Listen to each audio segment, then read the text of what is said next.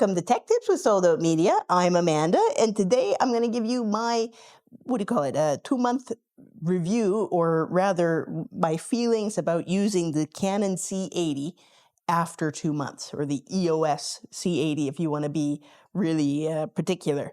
But we've used the C70 since the day it came out, pretty much, and it revolutionized our workflow. Before the C70, we had the choice of either using DSLRs, and we were just transitioning into using the Canon EOS R, to using or using actual broadcast cameras. We had JVC GM HD 790s and cameras like that we were using for field productions. So either the small kits or the really, really big kits. Then comes the C70 with all of the wonderful bells and whistles of a broadcast camera, like XLRs even though they were the micro XLRs, ND filters on the body, way more control and way more codecs.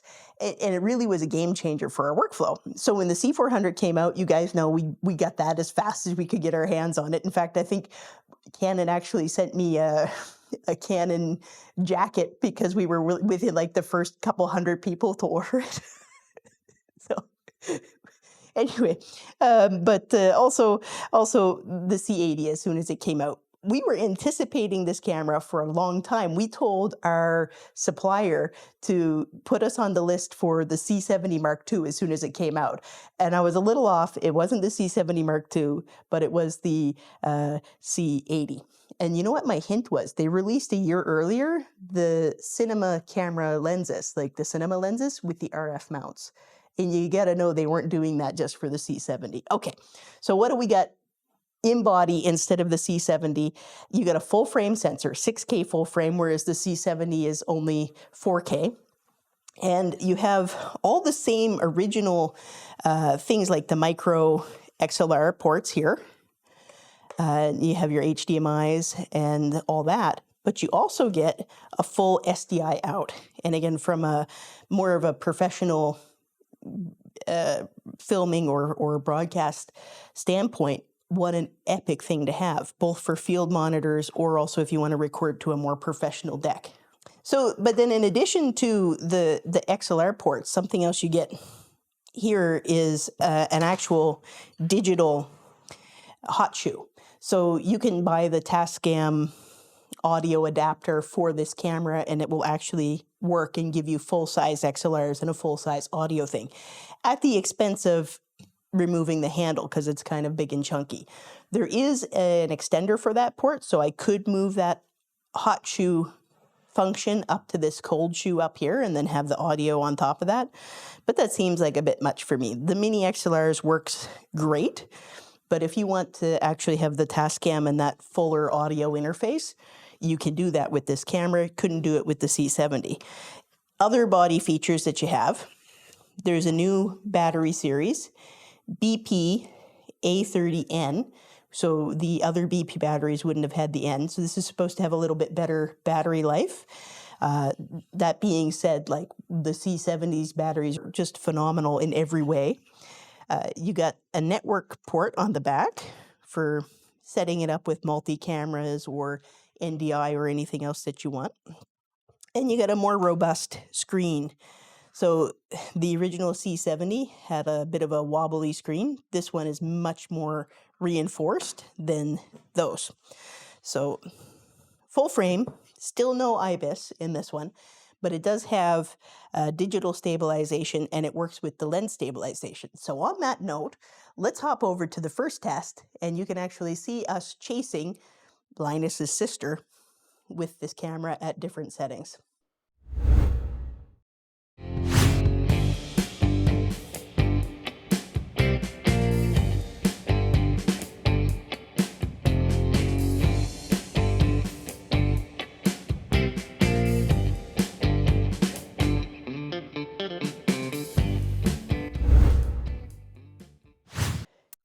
So I think that the lens stabilization with the digital stabilization, it works awesome.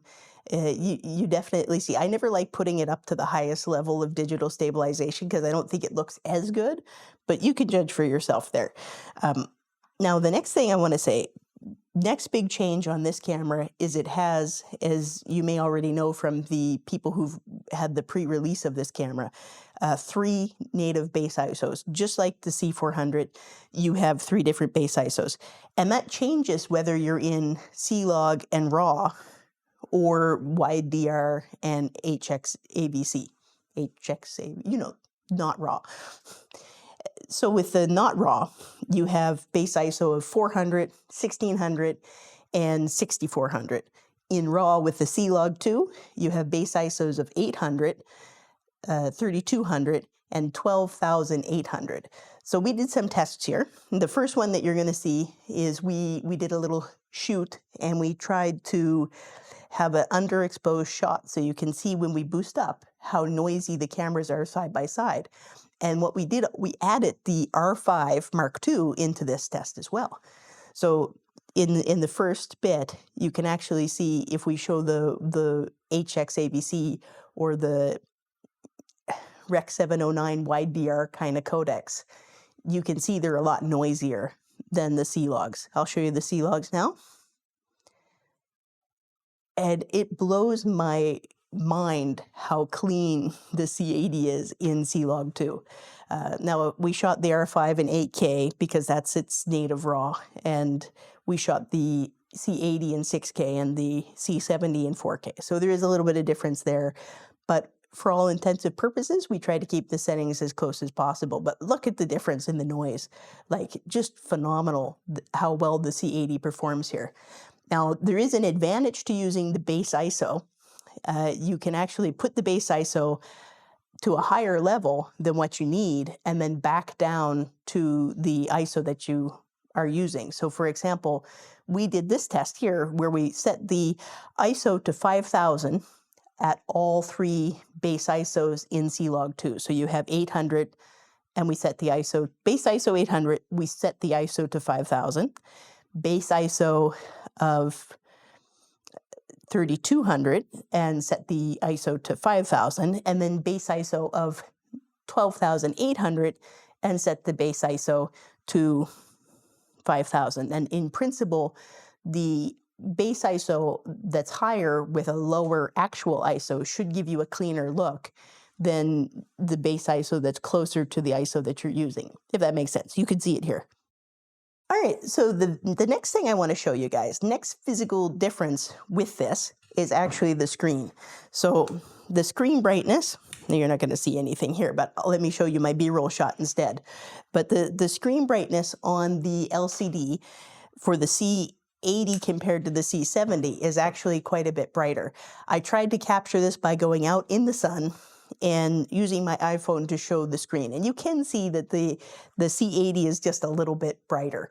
It's still not as bright as I want it to be, so I might end up picking up another field monitor for this camera, but it is significantly better than the C70. There were times in the past where we were shooting outdoor barbecue programs and all that kind of stuff, and I had to put an umbrella above the C70 just to be able to see the screen because it just is completely lost no matter how high you increase the brightness on it. But side by side, I can see a difference in it.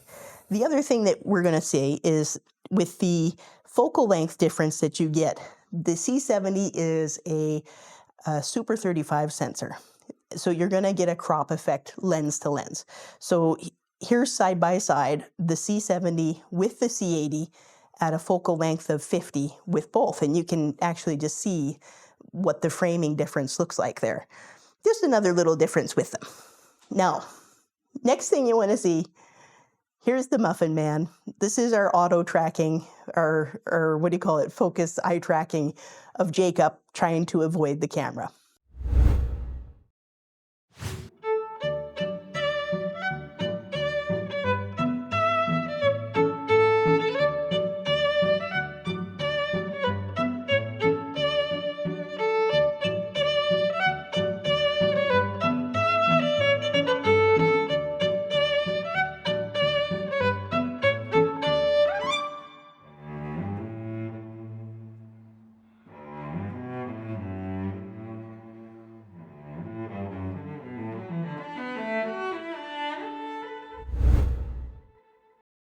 Okay, in my opinion, I think that the C80 did very good.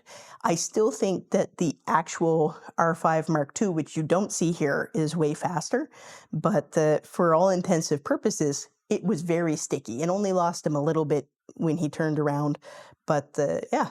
These auto trackings and the autofocus in these cameras have brought the game to a whole different level. I mean, you can crew an event, and so long as you kind of got an eye on the cameras, you can do a small scale recording without having to have, 4 or 5 cameramen and pay them to be with you.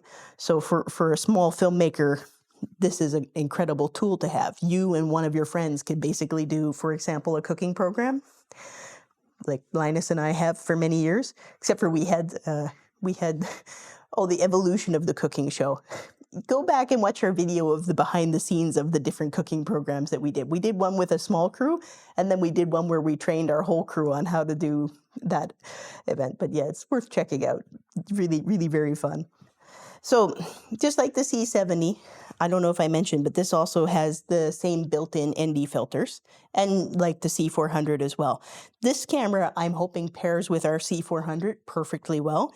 Right now, Jacob has the C400 in Canada, and I have the C80 and the C70 here. So, but they're going to meet up soon and be friends. In this camera, I think this has just been beautiful. We've done a couple of shots around the garden. Again, Jacob in Canada tells me they've had like 5 feet of snow and minus 30-degree weather. Meanwhile, here, the flowers have begun to bloom in Sweden. But here's my shot. Like you can actually see how gorgeous a picture you get out of the raw from this, and from the intro sequence that you guys saw as well. This shot of the fireplace is actually my favorite because it's going from a really bright hot fire, dark around the fireplace, and out onto a snowy field. The snow didn't stay very long, by the way, but it went out from the snow, and it was just nothing was underexposed or overexposed. You were able to get that dynamic range in that raw footage just perfectly. The last thing I want to say about this is we should test the rolling shutter. So here we go. Look at the rolling shutter on this. This camera is supposed to have a faster readout than any of the prior Canon R series cameras. So it should be faster than the R5, should be faster than the C70. Well, let's take a look. All right, so we put the C80, the C70, and the R5 Mark II up against each other. The C80 is supposed to have a better readout speed, and where you're going to see the slowest readouts from all of these cameras are at their highest frame rate, or rather highest resolution, and when you're using the all-eye codec. So I made sure I took the highest resolution that they had all-eye in.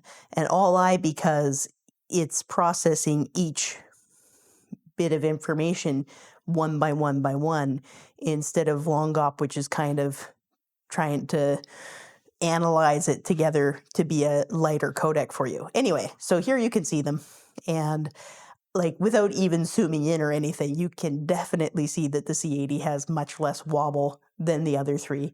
And I'm sorry if this isn't more scientific. I was just whipping the camera back and forth and tried to keep it as even as I could. But if you look at the freeze frame, there you really see the difference. And at the 6K RAW with the with the C80, you really, really see it's not as bad as, like, say, the R5 is here. No surprise, I'm really, really happy with this camera. And I mean, it doesn't replace my C70. It pairs with it really nicely. Again, the C70's quality is still miles beyond dollar value what you're going to get for anything else. C70 is by far one of my favorite cameras that we've ever bought. But the C80, awesome. It's nice to have a full frame and actually be able to get the best use out of our EOS R lenses, our RF lenses, because they're made for full frame. And yeah, overall, I'm happy with the body. You still have all of the same programmable button features on it, like, customizable. Better handle than the C70 had, way more comfortable. But overall, I'm happy with it. I can't wait to use it some more. This is just my 2-month how we feel. We like to go out and test and really put the camera to the test in the field for you guys. I know other people review the cameras when they first come out. We like to actually use them before we tell you about our feelings with them. But I haven't had any issues with this at all. I love it. Can't wait to use it more. We have some big productions coming this year, and hopefully we'll get some behind the scenes with these cameras for you. All right, like and subscribe. We'll see you in the next one.